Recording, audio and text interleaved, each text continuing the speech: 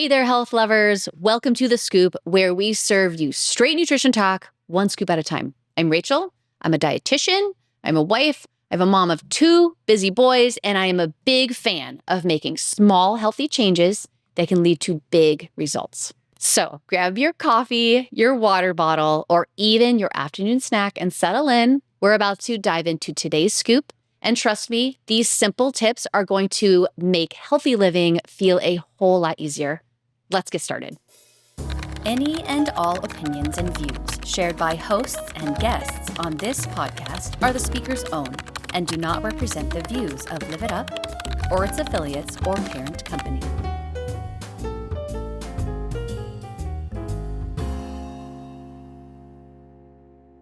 Hey, welcome back to The Scoop, serving you straight nutrition talk, one scoop at a time. I'm Rachel.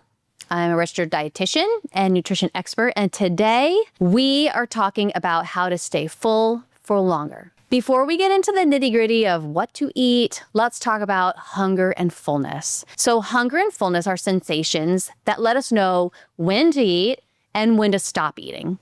Hunger is driven mostly by biological and physiological cues, but also external.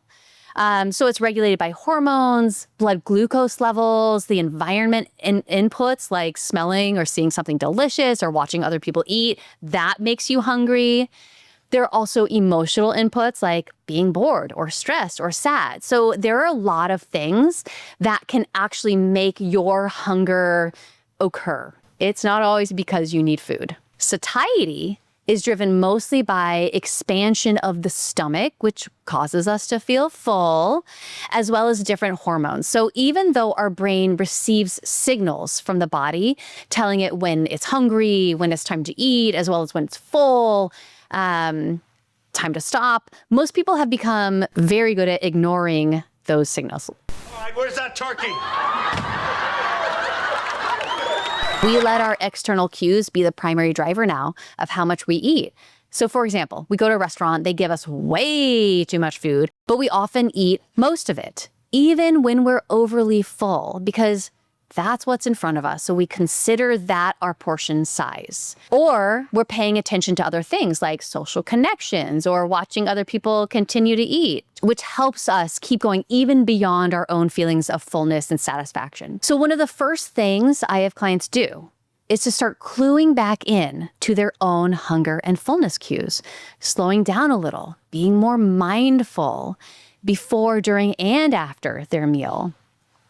So it's all about paying attention to the food in front of you, because we can't, as humans, do 2 things at once. We say that we're multitaskers, but actually your brain has to focus on one thing at a time. Because eating is so easy, we know like how to fork something and put it in our mouth without even looking.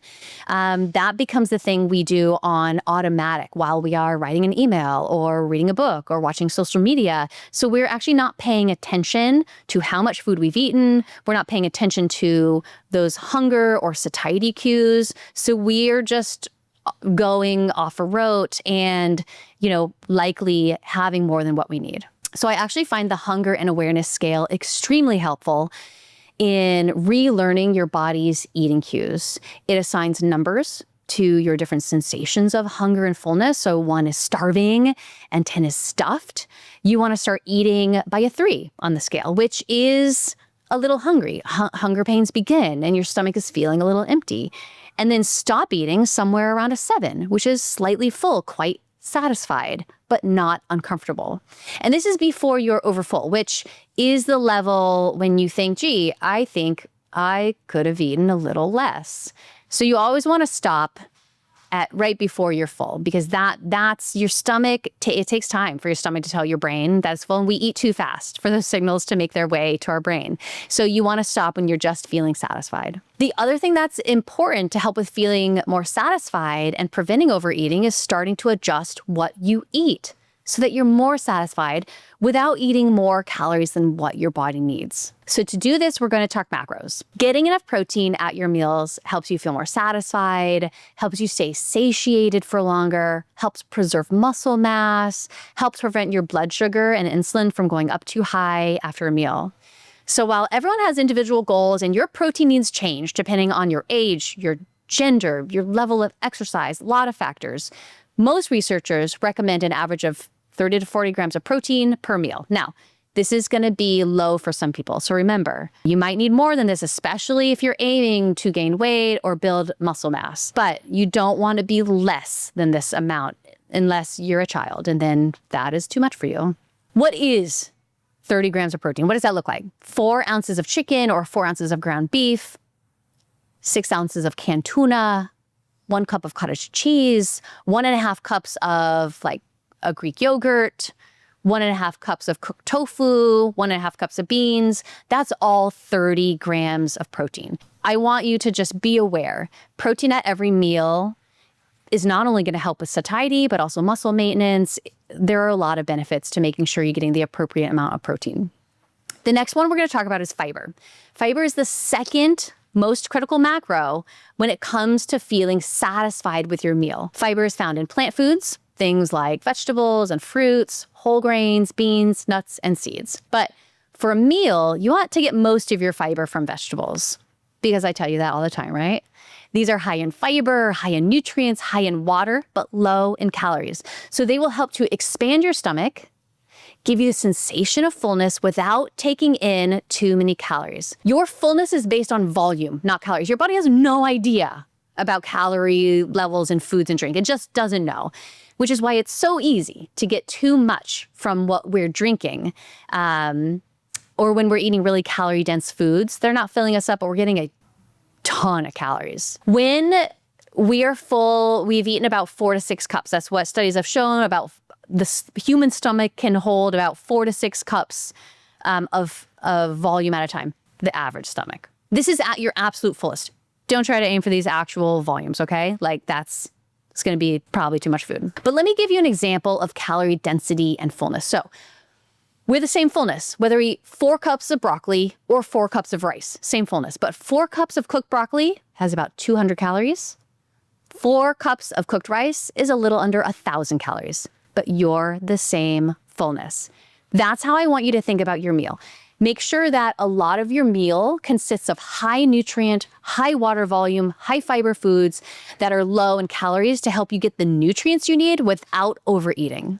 Your ultimate goal is to make sure that every meal has at least 2 cups of vegetables along with enough protein. The rest is icing. As you can see, protein and fiber are critical to help you feel satisfied with a meal, which can help slow down digestion so that you feel fuller for longer, helps reduce snacking in the long term, helps keep you regular because you're getting your fiber, and also helps to fill your meal with nutrient-rich foods. Here's another tip. You want to eat your protein and your vegetables before anything else on your plate. Research is showing that this greatly helps prevent blood sugar spikes, helps promote higher levels of satiety hormones. Now, I'm not saying that all other foods are not important when it comes to a meal.